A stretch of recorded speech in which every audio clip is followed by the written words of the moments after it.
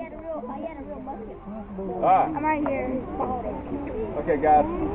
For about the next 10 minutes, I am going to do all the talking, and you're going to do all the listening. Do we have a deal? Yes. I've been doing this for 23 years. If you will just listen to me when I get through, I doubt if you have too many questions. So please don't distract me by raising your hand. And if you keep swatting at that bee, he's going to get mad and sting you, okay? You're way bigger than that bee is. All right. What I have here is a 75 caliber Brown Best musket. 75 caliber means that hole is 3/4 of an inch in diameter. This gun fires a round lead ball about that size, and compared to modern guns, that's very big. Brown Bess is like a brand name. This is what the English call their musket. All the armies of Europe used muskets in the 18th century. Hanging on the wall in the office, that's an 80 caliber Dutch musket from Fort Ticonderoga. The French call their musket the Charleville. Them French can make anything sound good. The difference between a French musket and an English musket is about the difference between Coca-Cola and Pepsi. They were all loaded and fired the same. So, the musket was considered to be the ideal weapon for the military in the 18th century for 5 reasons. Number one, the musket is cheap. These things were mass-produced in factories. There's nothing fancy about it. There's no rifling cut into the barrel. It's just a smooth bore. It has no sights on it. That's not a sight. That's a lug to attach the bayonet with. More on that in a minute. The musket is tough. This thing weighs about 10 pounds. It's made to be dropped. It's made to hit people upside the head with. That's literally designed to be a club right there, okay? You can attach a bayonet to a musket. 18th century battles ended at started with 18th century technology, but they ended with technology goes back to the Roman times. This bayonet basically turns the musket into a spear. Now just imagine about 300 men that look like me walking across that field that aim to hurt us when they get here. We want to try to get as many shots off at them as we can before we get here. So the musket is considered to be a rapid fire gun. It can be loaded and fired about once every 15 seconds or 4 times a minute. And that was very fast in the 18th century. And the musket is simple to use. A dummy can use this thing, right? You don't aim it, you just point and shoot. If I fire into that crowd up there, somebody gonna get hit. And I don't have to be a good shot, and the musket doesn't have to be accurate. So for these reasons, the musket was considered to be the ideal weapon for the 18th century military. The opposite of a musket is a rifle. They had rifles in the 18th century. They were used for hunting. They were handmade, one at a time, by skilled craftsmen working in shops. Almost no two were alike. They were works of art. They were very expensive. No, there was not a rifle hanging over the door in every cabin. Some people could not afford it. Some people felt like there was better things they could do with their money. Easier to raise pigs, or you could buy meat from professional hunters. Rifles are delicate. They've got sights on them, one in the front and the back.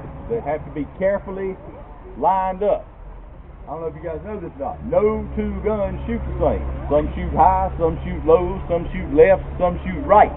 Before you hit much with yours, you got to figure out how it shoots. You got to line those sights up.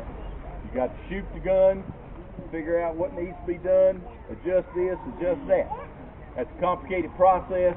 That gunpowder was expensive stuff back then. So once you get your rifle sighted in, you want to try to keep it that way. You don't want to jostle it around. You don't want to hit people upside the head with it.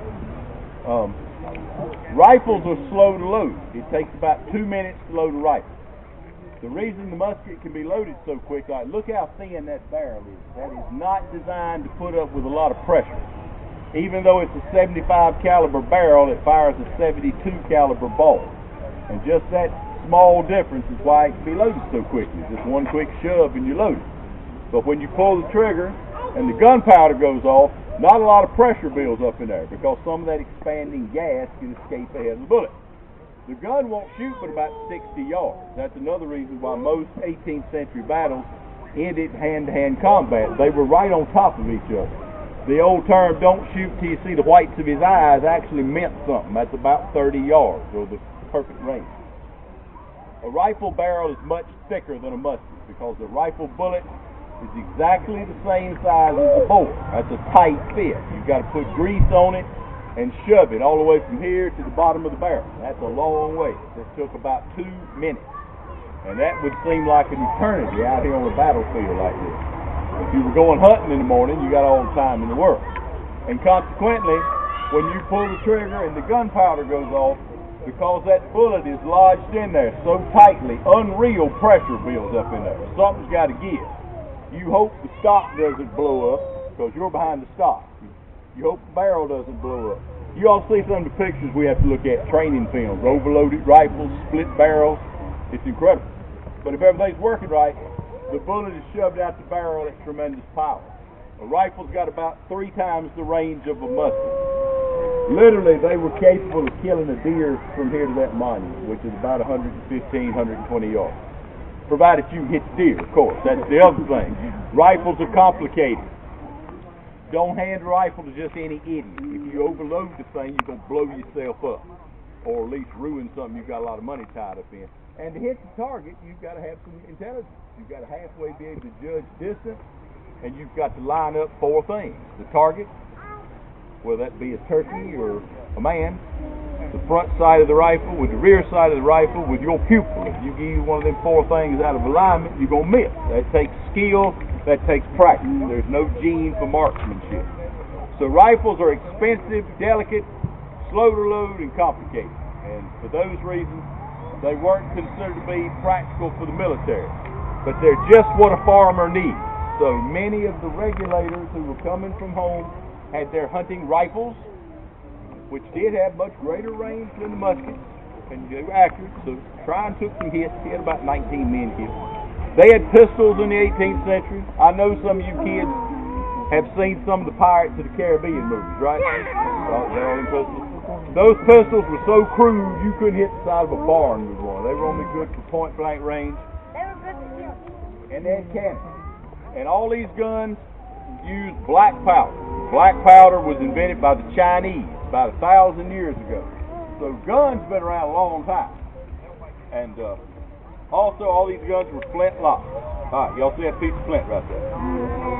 That piece of flint's the most important part of this whole gun. If it breaks or falls out or gets dull, the gun can't be fired until it's replaced. That's a good reason for having a bayonet with you. The edge of that flint is very sharp. It'll cut you just like a razor. In fact, in 20-some years of doing this, I've seen 2 cases where EMTs had to be called. Somebody sliced the finger open. The lock here, it's actually a machine. It's got 3 springs in it, the sear spring, the main spring, and the feather spring. When you pull it back, it creates a lot of tension. When you pull the trigger, the flint flies forward and slices across the steel. And the edge of that flint is so sharp, if everything's working right, and today everything's not working right, I have a lot of misfires, it actually shaves some of the metal off the steel. That's how sharp it is. And for just a split second, I mean just an instant, friction, which is what happens when you rub your hands together really hard, makes that metal sliver burn red hot, and that's what we call a spark. So now you know how flint and steel work. Now tonight on Survivor, they're going to try to catch it, spark, and hunk of coconut husk and blow on it until it catches on fire. In my case here, I'm hoping that spark is going to hit my priming charge. I'm going to pour a small amount of powder in the flash pan. If it goes off, you'll see a big poof right out here in front of my face.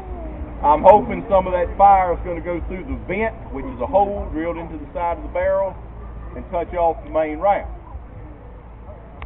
In the case of the musket, everything's self-contained. Now this holds 27 rounds. Now look, if you went through that many rounds, you were in the biggest battle of the Revolution, all right? So these were just tough paper tubes that were made by the soldiers as they were sitting around camp. The bullet would be in the bottom. For obvious reasons, I don't have a bullet in here today. This is just going to be a blank demonstration. 125 grains of black powder. We believe in customer service here at Alabama's Battleground. You're getting more than 125 grains, right? And it's all wrapped up in this tough paper tube. All right, guys, I got a 10-pound musket in one hand. How am I going to tear this open? Bite it open. What are you oohing for? I'm the one got to do this all week. Do it.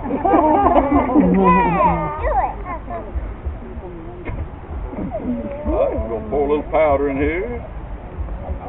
Alright, I've had a bunch of misfires, y'all, so y'all just be patient. Alright, perfect. Tap it in like this. Notice I'm not putting anything I want to in front of that button.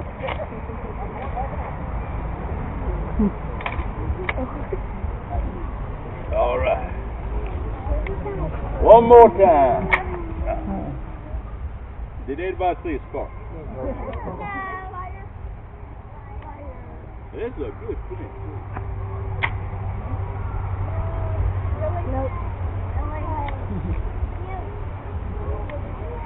One more time.